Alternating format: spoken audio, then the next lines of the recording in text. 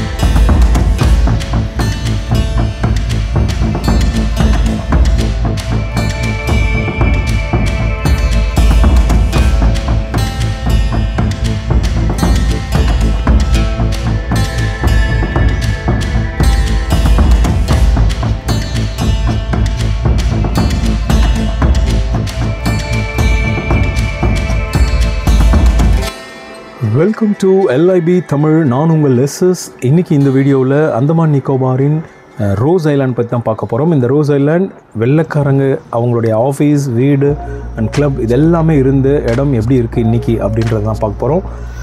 இந்த இடத்துக்கு பொதுவாக நம்ம அந்தமான் நிக்கோபார் ஐலாண்ட் போர்ட் பிளேயரில் மெரினா ஸ்கொயர்லேருந்து சீக்கிரமாகவே போகலாம். டியூ டு இந்த ரிபப்ளிக் டே ஃபங்க்ஷனால் அவங்க வந்து இந்த இடத்த ஜங்லிகாட் அப்படின்ற இடத்துலேருந்து சேஞ்ச் பண்ணி விட்டுருக்காங்க. ஸோ இங்கேருந்து Ross Island and Ross Island North Bay ரெண்டையும் கனெக்ட் பண்ணுற ஒரு ட்ரிப்பாக இதை அமைச்சு ரெடி பண்ணியிருக்காங்க. ஸோ அதுக்காக நான் இன்றைக்கி வந்திருக்க இடம் தான் ஜங்லிகாட்டில் இருக்கக்கூடிய செட்டி. இந்த படகுத்துறைக்கு நான் வந்திருக்கேன். ஸோ இங்கேருந்து நான் டிக்கெட்டில் புக் பண்ணிவிட்டு என்னை வந்து ஒரு 10 மெம்பர்ஸ் போகிற குரூப்பில் ஒன் ஆஃப் த மெம்பராக என்னை அட்டாச் பண்ணி அனுப்புகிறாங்க. ஸோ இந்த ஜங்லிகாட் செட்டிக்கு நான் இப்போ தான் ஃபஸ்ட் டைம் வரேன். ஸோ நம்ம போட் வர்றதுக்கு கொஞ்சம் நேரம் எடுக்கிறதுனால இங்கே என்னென்ன விஷயங்கள்லாம் இருக்குன்றதை கேப்சர் பண்ணணுன்ட்டு கொஞ்சம் நேரம் ஸ்பெண்ட் பண்ணி சுற்றி இருக்கிற விஷயங்களை நான் கேப்சர் பண்ணேன். என்னென்ன இருக்குன்னு நீங்களே பாருங்களேன்.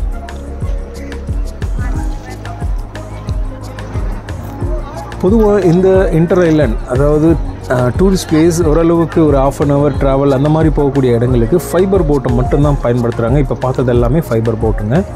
ஸோ அதுக்கு அப்படியே ஆப்போசிட்டில் பார்த்தீங்கன்னா ஸ்க்ராப் அப்படின்னு போகக்கூடிய அந்த துருப்பிடிச்சி பழைய இத்தனை வருஷமாக உழைச்ச அந்த நிறைய ஷிப்புங்க தண்ணிக்குள்ளே முங்கி இருக்கிறத பார்க்க முடிஞ்சுது. எல்லாம் ஜெய்ஜாண்டிக்காக பார்க்கவே பெருசாக இருந்தது. இவங்களாம் எத்தனை வருஷம் உழைப்பை கொடுத்து இன்றைக்கி ஓய்வு எடுத்துகிட்டு இருக்காங்கன்னு தெரியல. ஒரு பெரிய ஷிப்பெல்லாம் தண்ணிக்குள்ளே முங்கிக்கிட்டு இருக்கிறத டைட்டானிக் படத்தில் பார்த்ததுக்கப்புறம் இங்கே ரொம்ப க்ளோஸில் பார்க்குறதுக்கான வாய்ப்பு கிடைச்சிது.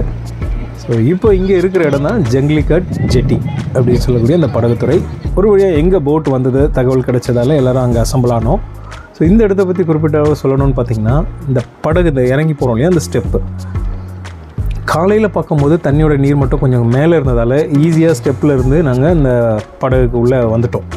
பட் ஈவினிங் ரிட்டர்ன் வரும்போல் தண்ணி ரொம்ப டவுனுக்கு போயிட்டதால் ரொம்ப கஷ்டப்பட்டு தான் மேலே ஏறி வந்தோம். ஸோ அதனால் இந்த ups and down water flow and இதெல்லாம் டிபெண்ட் பண்ணி தான் இந்த ட்ரிப்பே டிசைட் பண்ணப்படும். ஸோ ஒரு வழியாக எங்களுடைய ஜேர்னி ஸ்டார்ட் ஆச்சு. நான் ஒரு ஹாப்பி ஃபீலில் போகிறேன். காரணம் என்னென்னா, என் கூட ஜாயின் பண்ணவங்க கும்பகோணம் ஃபேமிலி அண்ட் வெல்ஸ் ஆந்திராவிலேருந்து ஒரு பிரதர் அண்ட் சிஸ்டர் வந்திருந்தாங்க. ஸோ இந்த ஃபேமிலிஸ் அண்ட் இந்த குரூப்போட என்னுடைய ரோஸ் ஐலாண்ட் ட்ரிப்பு ஸ்டார்ட் ஆகுது. போகிற வழியெலாம் பார்த்திங்கன்னா நிறைய டிஃப்ரெண்ட் கைண்ட் ஆஃப் நம்ம போட்ஸ்லாம் பார்க்கலாம். இப்போ நீங்கள் பார்த்துட்ருக்கிறது வந்து பேசஞ்சர் ஷிப்பு. இதுதான் மக்களை எடுத்துகிட்டு போகக்கூடிய சென்னைக்கோ விசாகப்பட்டினக்கோ இல்லை வெஸ்ட் பெங்காலுக்கோ போகக்கூடிய பெரிய ஷிப்பு, பேசஞ்சர் ஷிப் அதெல்லாம். ஸோ இப்போ பார்த்துட்ருக்க இது வந்து ஹேடோ சிட்டிங்க. ஹேடோ சிட்டியில் பேசஞ்சரும் இருக்குது, கார்கோ ஷிப்புங்களும் வந்து நிற்கும். ஸோ அங்கேருந்து அன்லோடிங் பண்ணுற விஷயங்கள்லாம் பார்க்க முடியும்.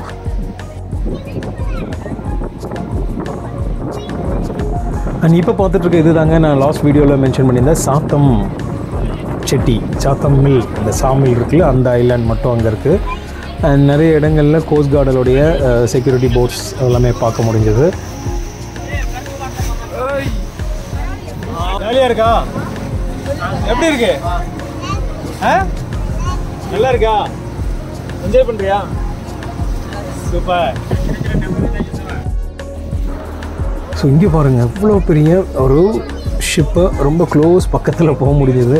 இப்படிலாம் இது வரைக்கும் போனதில்லை, பட் இப்போ பக்கத்தில் இருந்து பார்க்குறதுக்கான வாய்ப்பு இந்த ட்ரிப்பு மூலமாக நமக்கு கிடச்சிது.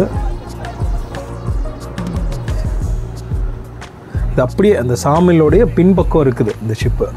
இந்த பார்க்குறீங்க இல்லையா, இது வந்து சாமிலோடைய பின்பக்கம். அந்த மர ஆலை என்னுடைய 3வது அந்தமான் வீடியோ போட்டிருந்தேன் இல்லையா, அந்த வீடியோவுடைய பின்பகுதி அந்த ஆலை சாமிலோட பின்பகுதி.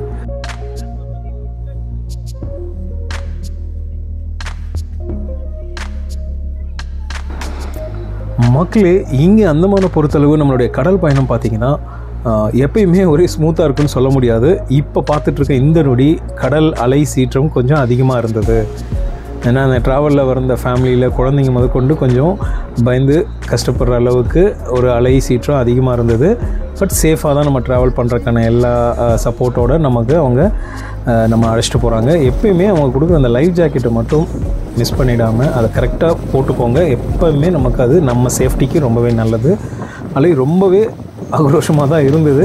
ஒரு வழியாக அதெல்லாம் மீறி நிதானமாக நம்மளுடைய ஃபைபர் போட்டோட பைலட் வந்து நம்மளை பத்திரமாக கொண்டு வந்து தூரத்தில் தெரியுது இல்லையா, அதுதான் நம்ம போயிருக்கிற ரோஸ் ஐலாண்ட். இப்போ வந்து நேதாஜி சுபாஷ் சந்திர போஸ் தீவு அப்படின்னு மாற்றிருக்காங்க பேர்.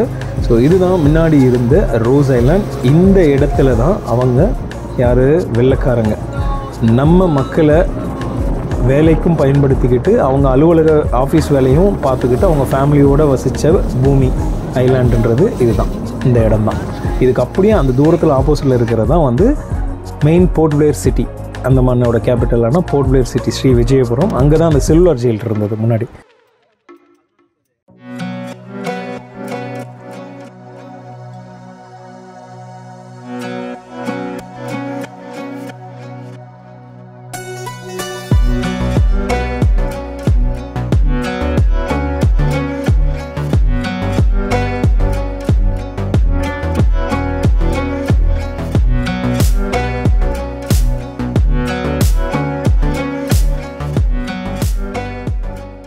இந்த ரோஸ் ஐலாண்டோட என்ட்ரன்ஸில் முதல்ல நம்மளை வரவேற்கிறதாங்க ஜாப்பனீஸ் பங்கர்.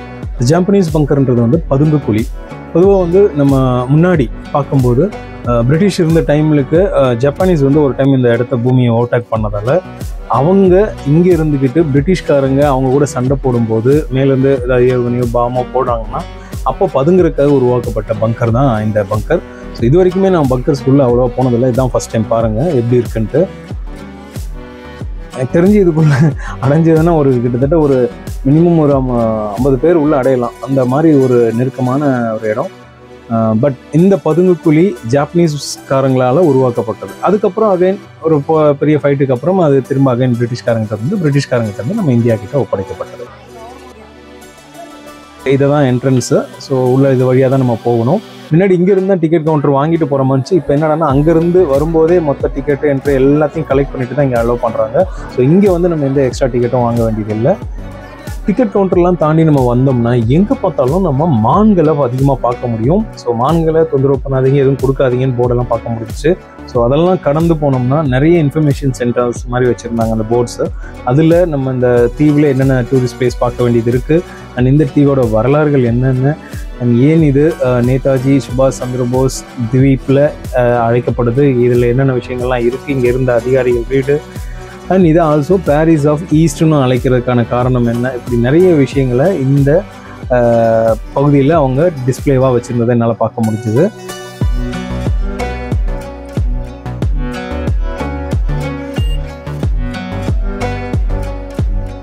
ஸோ இந்த நேதாஜி சுபாஷ் சந்திர போஸ் தீப் ரோஸ் ஐலாண்டை சுற்றி பார்க்குறதுக்கு நம்ம வர அந்த ஃபைபர் போட்காரங்க நம்ம கொடுக்குற டைம் 1 hour. ஆனால் 1 hour பத்தாது, ஷூராக சொல்கிறேன். ஏன்னா இங்கே அவ்வளோ இடங்கள் இருக்குது பார்க்க வேண்டியது.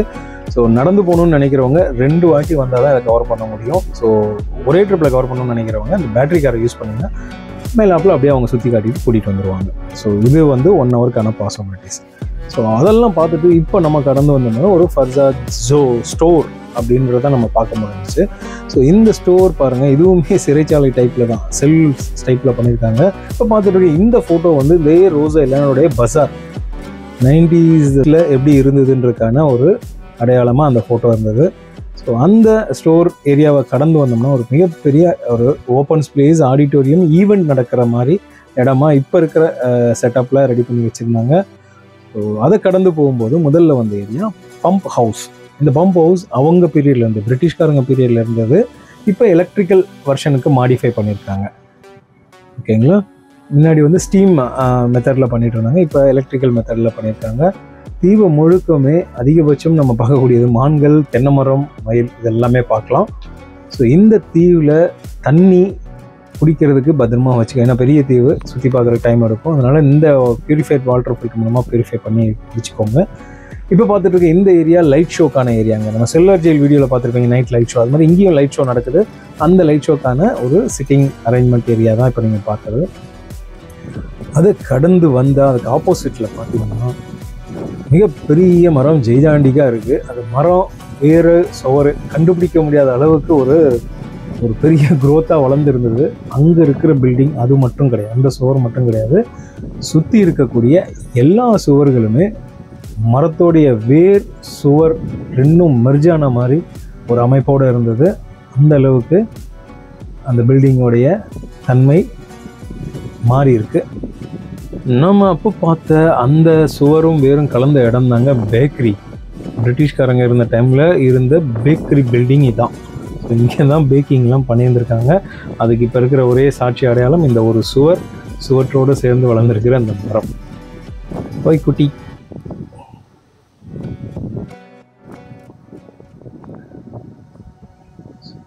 ஸோ இப்போ பேக்கரியை பார்த்துட்டு இப்போ நான் அடுத்து என்ட்ரு ஆகக்கூடிய இடங்க தாங்க பவர் ஹவுஸ். இந்த இடத்துக்கான எலக்ட்ரிசிட்டி சப்ளை கிடைக்கக்கூடிய இடம் இருந்த அந்த பில்டிங்கை நோக்கி தான் இப்போ நம்ம போகிறோம்.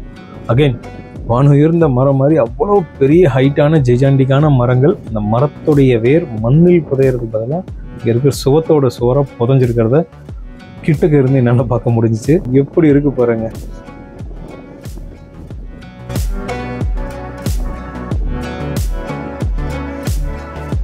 ஆக்சுவலி வெறும் சுவர் மட்டும் நிற்குதுங்க. ஆனால் அந்த சுவரை விழுந்துடாமல் தாங்கி பிடிக்கக்கூடிய ஒரு உறுதியான ஒரு நேச்சுரல் சிமெண்ட் மாதிரி இருக்குது அந்த மரத்தோட வேர். ரொம்ப பாருங்க எப்படி ஒன்றோட ஒன்றும் பிணைஞ்சு.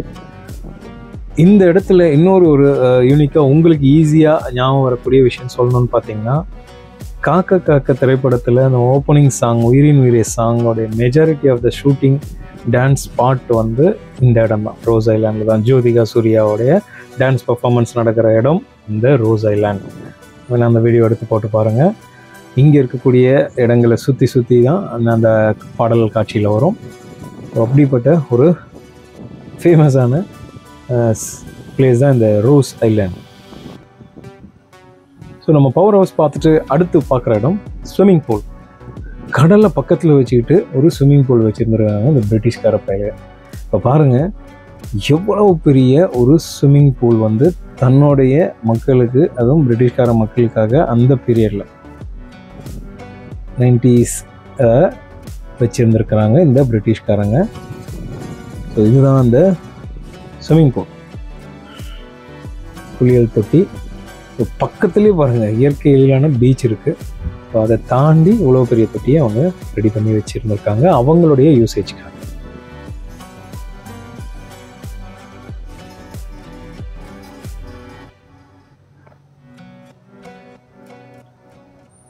ஸோ நிறைய பேருக்கு நான் போயிட்டு வந்தது உண்மைன்னு காட்டுறக்க வேண்டிய சில ஃபுட்டேஜ்லாம் பண்ண வேண்டியிருந்தது. அதுக்கான ஃபுட்டேஜ் தான் அது. தயவு செஞ்சு நம்புங்க சாமி, நான் அந்தமான் போயிட்டு வந்திருக்கேன். ஸோ அந்தமான்லேருந்து எடுத்த ஃபுட்டேஜ் தான் இது.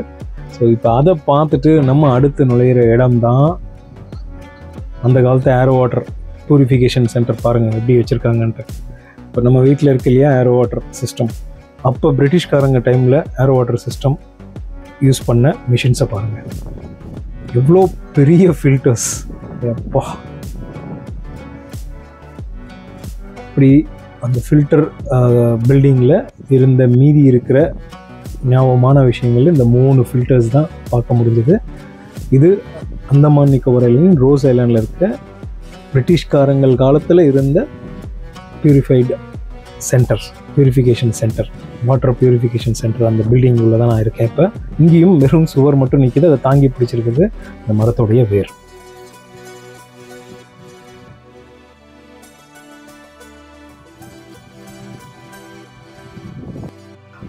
அந்த பியூரிஃபிகேஷன் சென்டரை தாண்டி போனால் பிரிட்டிஷ்காரங்க காலத்தில் பயன்படுத்தின டாய்லெட்ஸ் கழிவறைகளும் வச்சுருந்தாங்க. எல்லாமே ஒரு மெமரிஸ்க்காக, அவ்வளோதான். சரிங்க. ஸோ இந்த மாதிரி விஷயங்களை கடந்து போயிட்டால் கொஞ்சம் தூரத்தில் ஒரு ஓப்பன் சீ பார்க்கக்கூடிய அளவுக்கு ஒரு ஸ்பேஸ் கிடச்சிது. அவ்வளோ பியூட்டிஃபுல்லாக இருந்தது. ரோஸ் ஐலாண்டோட வியூ க்ரீனி, ஒரு மாதிரி லைட் க்ரீன் ப்ளூ கலரில் அந்த வாட்டர் அருமையாக இருந்தது. இந்த சீனரியை பார்த்துட்டு அடுத்து வந்தால் நம்ம சப்ளை ஆஃபீஸர் எடிசன் அவருடைய வீடு அப்படின்னு போட்டிருந்த இடத்த நோக்கி தான் இப்போ வந்தோம். வாங்கலாம், அந்த வீடு எப்படி இருக்குன்னு காட்டுறேன்.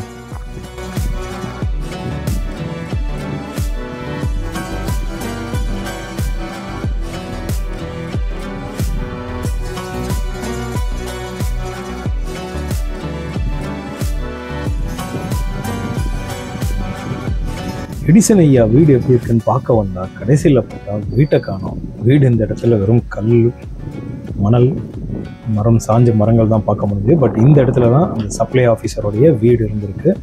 ஸோ இங்கே இந்த ஒரு இடம் இருக்குது பாருங்கள். இந்த இடத்துல அவங்க வந்து சம் டிஸ்கஷனோ இல்லை மீட்டிங் பாயிண்ட்ஸோ இங்கே நடந்திருக்காங்கன்னு தெரியல. அப்படி ஒரு இடம் மட்டும் மிச்சம் இருக்குது இந்த இடத்துல உட்காந்து பார்க்குறது. இப்போ இங்கேருந்து பார்த்தா நமக்கு பேக்ரவுண்ட் வியூ சி பாயிண்ட்லாம் தெரியுது. பட் முன்னாடி ஃபுல்லாக கவர்டாக இருந்திருக்கும், பின்னாடி சுவர்கள் எல்லாமே இருந்திருக்கலாம்.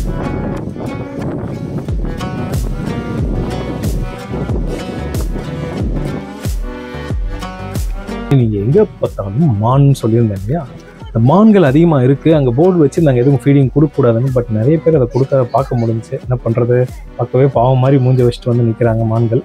ஏதாவது கொடுக்கணும்னு தோணுது, அது மாதிரி கொடுத்துட்ருக்குறாங்க. அண்ட் இந்த போர்டை நீங்கள் எங்கே வேணாலும் பார்க்கலாங்க. Be aware of falling coconuts. ஏன்னா மரம் ஃபுல்லாக ஜெஜாண்டிக்காக வளர்ந்து நிற்கும். எப்போ வேணாலும் தொப்புன்னு விழுகும். ஒன்று அவ்வளோ பெருசாக இருக்கும். நம்ம தான் கவனமாக இருக்கணும்னு ஒரு எச்சரிக்கை கொடுக்குறாங்க. அதை கடந்து நேராக வந்தால் என்னுடைய ரைட் ஹேண்ட் சைடில் நான் பார்த்தது தான் சபார்டினேட்ஸ் கிளப். இந்த கிளப் உயர் அதிகாரியை தாண்டி அதுக்கு கீழே இருக்கக்கூடிய கீழ்மட்ட அதிகாரிகள் அவங்களுடைய என்டர்டெயின்மெண்ட்டுக்காக உருவாக்கப்பட்ட கிளப்.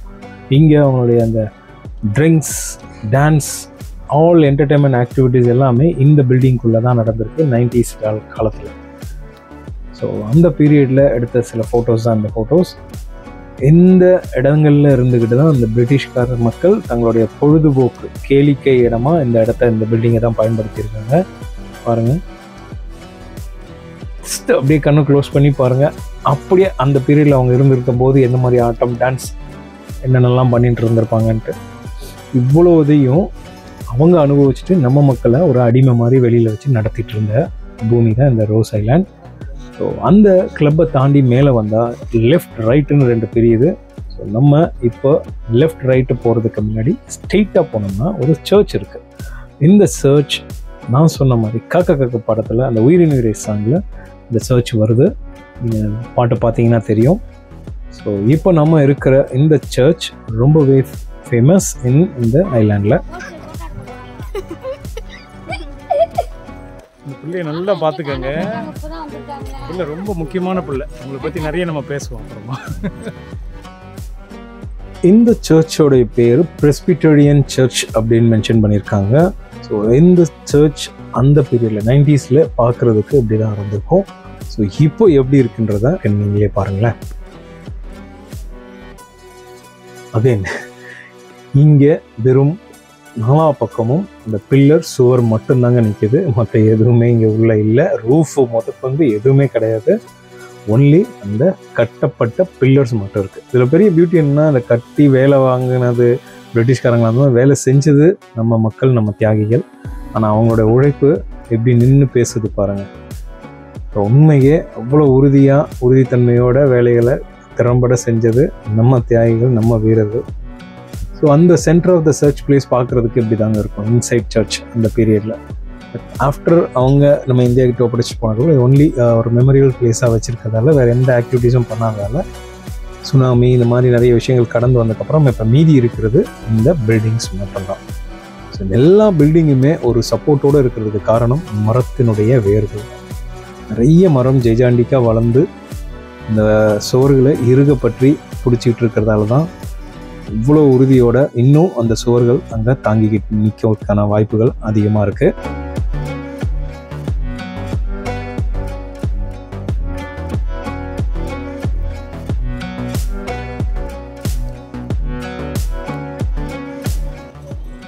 ஒரு வழியாக சர்ச் பார்த்துட்டு நம்ம வந்த வழியில் கீழே வந்தாச்சு. ஸோ இது ரைட் சைட், இப்போ இந்த பக்கம் இருக்கிறது லெஃப்ட் சைட். ஸோ இது நான் நேராக வந்த பாதை. ஸோ இப்போ நம்ம இந்த லெஃப்டில் போகாமல் ரைட்டில் போகிறோம். ஸோ அந்த ரைட்டில் போயிட்டு இவ்வளவும் பண்ண மக்களை கொடுமைப்படுத்தி டார்ச்சர் பண்ண அந்த சீஃப் ஜெனரலோட வீடு எப்படி இருக்குது, எப்படி இருந்தது அப்படின்னு உங்களுக்கு காட்ட விரும்புகிறேன். ஏன்னா இந்த மனுஷர் தான் ஹெட் ஆஃப் த டிபார்ட்மெண்ட். நம்ம மொத்த பேரையும் நம்ம மொத்த வீரர்களையும் டார்ச்சர் பண்ணுறதுக்கான மொத்த உரிமையும் அதிகாரமையும் கொண்ட பெரிய ஆளுமையாக இருந்த அந்த சீஃப் ஜெனரலோட வீடு இதாங்க. எப்படி இருக்குது பாருங்கள். அந்த பழைய ஃபோட்டோவில் பார்த்தீங்க இல்லையா, அப்படி இருந்த ஒரு வீடு இன்றைக்கி வெறும் ஈச்ச மரம், தென்னை மரம், அரச மரம், இந்த மாதிரி மரங்களுடைய வேர்களால் மட்டும் அவருடைய ரூமுடைய சுவர்கள் எல்லாம் தாக்கு பிடிச்சிட்டு நிற்கிது.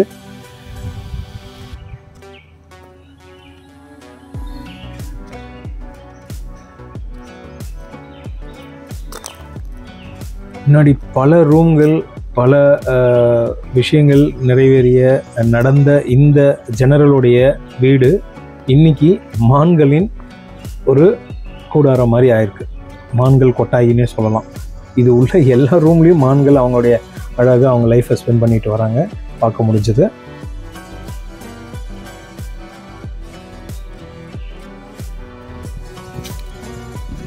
ஒரு வழியாக அதை பார்த்துட்டு கீழே இறங்கலான்ட்டு ஒரு பாதை போச்சு. நேராக ஒரு வழியாக அந்த படிக்கட்டு வழியாக கீழே இறங்கி நம்ம மெயின் ரோடை டச் பண்ணிடலான்ட்டு இறங்கி போயிட்டு இருந்தேங்க.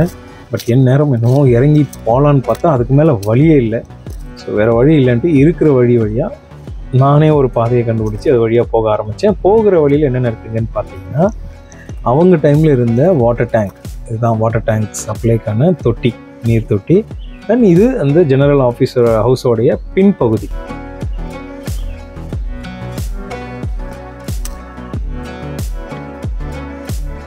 இப்போ நம்ம பார்த்துட்டு இருக்கிறது தான் troops of barrack, army people, soldiers எல்லாம் தங்க வைக்கப்பட்ட இடம்ன்ற மாதிரி சொல்லியிருக்காங்க. இங்கே 2-3 இருந்தது. பிரிட்டிஷோடது இருக்குது, அப்புறம் யூரோப்பியன் பீப்புள் தங்க வச்சிருந்த பராக்ஸ், அவங்களுடைய சோல்ஜர்ஸ் தங்கின இடம், அந்த பில்டிங் இதான்ற மாதிரி மென்ஷன் பண்ணி வச்சுருந்தாங்க. ஸோ இங்கே அந்த பாதுகாப்புக்கோ இல்லை ஃபைட்டிங் ஏதாவது தேவைன்னா அதுக்கு தேவைப்படக்கூடிய வீரர்களை இங்கே தங்க வச்சு ட்ரைனிங்லேருந்து எல்லாமே இதுக்குள்ளே கொடுக்கப்பட்டதாக சொல்கிறாங்க. ஸோ இங்கேயும் பாருங்கள், வேறு பாருங்கள், ரோடு வரைக்கும் வந்திருக்கு. ஸோ மொத்த இந்த ரோஸ் ஐலண்டோட முக்கால்வாசி பில்டிங்ஸ் எல்லாமே இந்த மரத்துடைய வேரால் தாங்க தாங்கப்பட்டுருக்கு. ஸோ அதை எங்கேயுமே இந்த இடம் முழுக்க நீங்கள் எங்கே பார்த்தாலும் அதை பார்க்க முடியும். ஒரு வழியாக அதை பார்த்துட்டு நேராக போனால் வரக்கூடிய இடம் நேவல் கோஸ்டல் பேட்ரி. இங்கே பேட்ரி காரோட இந்த ஒரு எட்ஜுக்கான பாயிண்ட் இங்கே தான் ட்ராப் பண்ணுறாங்க. லெஃப்ட் சைடு அங்கேருந்து ஏறி வந்தோம்னா நம்மளோட லெஃப்ட் சைடு கடைசி பகுதியில் ட்ராப் பண்ணுற இடம் இங்கே தான். இங்கே சில ஸ்டோரேஜ் பிளேஸ், ஸ்டோர் ரூம்ஸ்லாம் இருக்குது. பட் எல்லாமே பார்க்க செல் மாதிரியே இருக்குது, சிறை மாதிரியே அந்த கேட் இன்னும் வச்சு மெயின்டைன் பண்ணிருக்காங்க அவங்க டைமில் இருந்தது.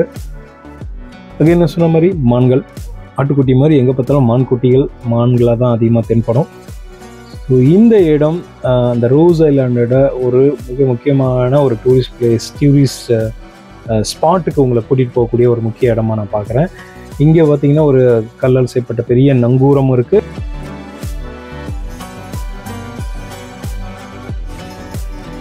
தாண்டி ஒரு கார்னர் பாயிண்ட் இருக்குது. ஸோ அங்கே நம்ம போகிறதுக்கு இந்த ஸ்டெப்ஸை பயன்படுத்தணும். மக்களே ஒன்று நான் சொல்லிக்கிறேன், அவங்க கொடுத்துருக்க அந்த 1 hour டைமில் இது கீழே வந்து இறங்கி ஏறி போகிறது வந்து ரொம்ப டைம் சிரமமாக இருக்குது. அதனால் ஒரு பகுதியை தான் நீங்கள் கவர் பண்ண முடியும் இந்த ரோஸ் ஐலாண்டில் இங்கே போனோம்னா. ஸோ அதனால் இறங்குறது ஈஸி, ஏறுறது கஷ்டம். அதுக்காக தான் இந்த வீடியோ கொஞ்சம் ஃபுல்லாக எவ்வளோ தூரம் அந்த லென்த்து போகுதுன்னு காட்ட விரும்புகிறேன்.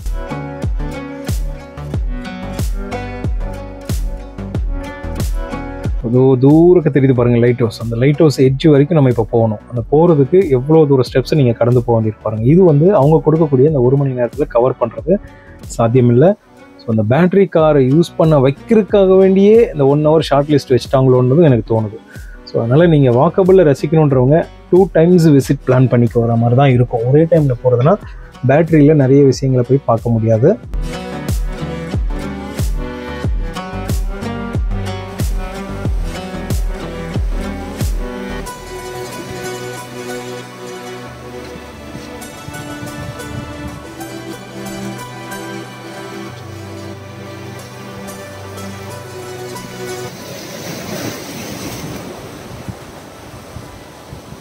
இந்த லைட் ஹவுஸ் டூரிஸ்ட் ஸ்பாட் இன் ரோஸ் ஐலாண்ட் இந்த இடத்துக்கு வர்றதுக்கு வந்துட்டிங்கன்னா உங்களுக்கு கிடைக்கக்கூடிய ஃபீலே வேறு மாதிரி இருக்குங்க. ஏன்னா நம்ம ஆல்மோஸ்ட் கடலுக்கு நடுவில் நடந்து போவோம் இந்த பாலத்து வழியாக. எங்கே பார்த்தாலும் க்ளீன் வாட்டர், சுத்தமாக இருக்கும். மீனில் நமக்கு அப்படியே நேச்சுரலாக நேரடியாகவே நம்ம பார்க்கக்கூடிய வாய்ப்பெல்லாம் கிடைக்கும். அப்படிப்பட்ட அந்த கடலில் அவ்வளோ தூரம் நடந்து போய் அந்த வியூ பாயிண்டில் நின்று ஃபோட்டோவும் ஷூட்டும் நம்ம எடுத்துகிட்டு வரலாம். சூப்பர் பிளேஸ் இந்த வியூ பாயிண்ட். இந்த வியூ ஸ்பாட் வந்து லோன் செயிலர் அப்படின்ற ஒரு பேரை சொல்லி அழைக்கிறாங்க. டியூரிங் 1971 வார் டைமில் நிறைய பேர் இந்த போரில் கடலில் அந்த போராட்டத்தின் போது அந்த போது இறந்ததாகவும் அவங்க நினைவு கூறும் வகையில் அவங்களுக்கு மரியாதை செலுத்தும் வகையில் இந்த லோன் செயிலர் ஸ்டாச்சுவை இங்கே வச்சுட்டு அதுக்கான ரெஸ்பெக்ட் செலுத்திட்டு வர்றதா சொல்லப்படுது. ஸோ இதுதான் அந்த ரெட் எக்ஸ்ட்ரீம் எண்ட் ஆஃப் வந்து பார்த்திங்கன்னா அந்த வியூ பாயிண்ட் சூப்பராக இருக்குங்க. இவ்வளோ தூரம் கஷ்டப்பட்டு நம்ம நடந்து வந்து இவ்வளோ தூரம் வந்ததுக்கு எதாவது பலன் இருக்கணும்னா இந்த வியூ பாயிண்ட் பார்க்குறதுக்கே எக்ஸலண்ட்டாக இருக்கும். பார்த்து முடிச்சுட்டு அடுத்து நம்ம வர வழியில் அகைன் இவரை பார்த்தோம். தனியாக நின்று என்ன ஹாய் ஹலோ சொல்கிற மாதிரி இருந்தது. மக்களே, நான் சொன்ன மாதிரி ஒரே விசிட்டில் நடந்து போய் கவர் பண்ணுறன்றது மொத்த ஐலாண்டும் 1 ஹவரில் பாசிபிள் இல்லை. அதனால் நான் கிட்டத்தட்ட 2022 போனப்போ நான் ஷூட் பண்ண வீடியோ. அப்போ நம்ம ரைட் சைடில் இருக்கக்கூடிய இடத்தெல்லாம் நான் அப்போ கவர் பண்ணுறதுக்கு வாய்ப்பு கிடைச்சது. ஸோ அதை தான் நான் உங்களுக்கு காட்டிகிட்ருக்கேன். இது வந்து ஃபெரார் பீச் அப்படின்னு சொல்லுவாங்க. ஸோ அந்த ரோஸ் ஐலாண்டோட பின்பகுதியில் வந்தோம்னா அந்த பீச்சுக்கு வர்றதுக்குனே ஒரு படிக்கட்டு இருக்குது. இங்கே பிரிட்டிஷ் காலங்களில் அவங்க ஃபேமிலியோடு அவங்க ஸ்பெண்ட் பண்ணி இருந்த இடமா சொல்லப்படுது. இந்த பீச்சை பொறுத்தளவு பார்த்திங்கன்னா க்ளீனாக இருக்குங்க. இடம் பார்க்க டர்ட்டியாக இருக்க மாதிரி தெரியுது. எல்லாமே கல்லோடைய ஷேடோ. மற்றபடி ஃபுல்லாக தென்னை மரம். அந்த ஐலாண்டுனாலே ஒரு ஃபோட்டோ ஃபீல் கிடைக்குங்க. தென்னை மரம் சாஞ்சா மாதிரி அந்த மாதிரி ஒரு ஃபோட்டோ ஷூட் எடுக்கிறதுக்கு ஏற்ற இடம் இந்த ஃபெரார் பீச் ரோஸ் ஐலாண்டில் இருக்குது. சூப்பரான ஒரு இடம். ரிலாக்ஸ்டாக இருக்கலாம். பட் என்னென்னா நமக்கு டைம் போதிய அளவு கிடைக்காதால சீக்கிரமாக நம்ம பார்த்துட்டு உடனடியாக கிளம்புற மாதிரி இருக்குது. இங்கே பொறுத்தளவு நம்ம எந்த போட்டில் வரோமோ அதே போட்டில் தான் திரும்ப போகணும். இருந்து அந்த டைமுக்குள்ளே அவங்க கூட்டிகிட்டு போவாங்க. டைம் ஆக ஆக அவங்களுக்கு ஃபோன் பண்ணிகிட்டே இருப்பாங்க, சீக்கிரம் வாங்க சீக்கிரம். நமக்கு இந்த சுற்றி பார்க்குற இன்ட்ரெஸ்ட்டே போயிடுதுங்க. அதனால தான் நான் சொல்கிறேன், பிரித்து ஸ்ப்ளிட் பண்ணி போகிற மாதிரி பார்த்துக்கோங்க. மேக்ஸிமம் இல்லை குறிப்பிட்டதை மட்டும் இந்த வீடியோ மூலமாக பார்த்தீங்கன்னா முக்கியமானதை மட்டும் பார்த்துட்டு இல்லை கடந்து எவ்வளோ சீக்கிரம் கவர் பண்ண முடியுமோ ஒரே விசிட்லேயும் கவர் பண்ணலாம்.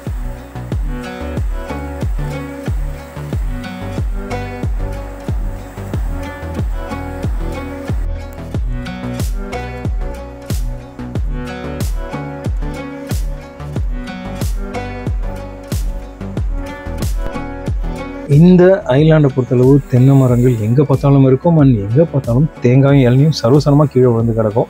அந்த அளவுக்கு தென்னை மர தோட்டம்னே சொல்லலாம் இந்த ரோஸ் ஐலாண்ட். கூடவே ஈச்சமழை மரங்களையும் நிறைய நம்ம பார்க்க முடிஞ்சது.